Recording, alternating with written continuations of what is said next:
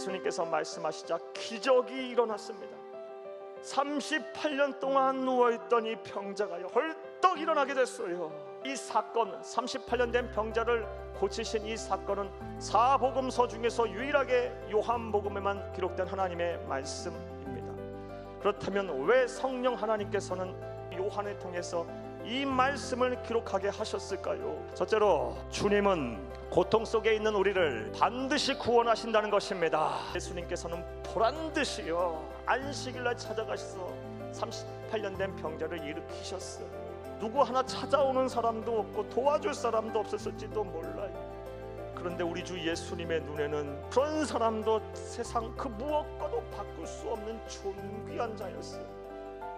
너무너무 귀했던 거예요. 당신의 생명과 맞바꿔 주고도 남을 만큼 귀한 존재였던 거예요. 하나님은 고통 중에 있는 하나님의 백성을 포기하지 않고 버리시지 않습니다. 반드시 구원하십니다. 또 본문 말씀을 통해서 우리가 알 수 있는 두 번째 영적인 교훈이 무엇일까요? 하나님의 능력은 소망을 가진 자에게 나타난다는 것입니다.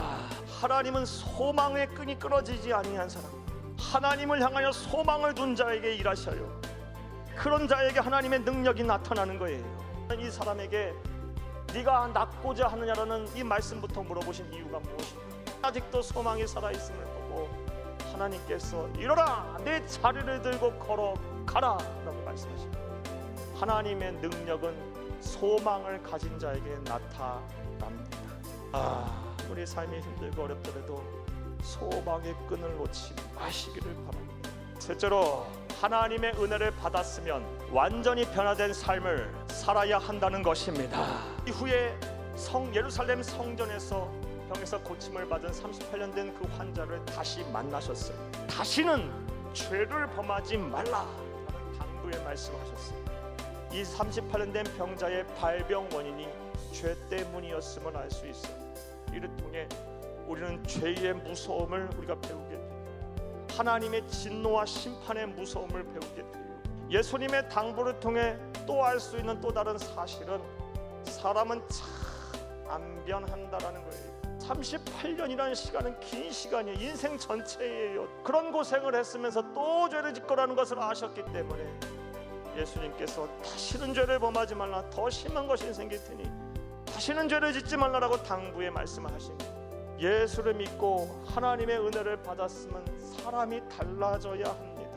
여전히 옛날의 모습과 옛날의 생활 태도와 생각 갖고 사시면 안 돼요. 사도 바울 같은 영적인 거장이 뭐라고 얘기합니까?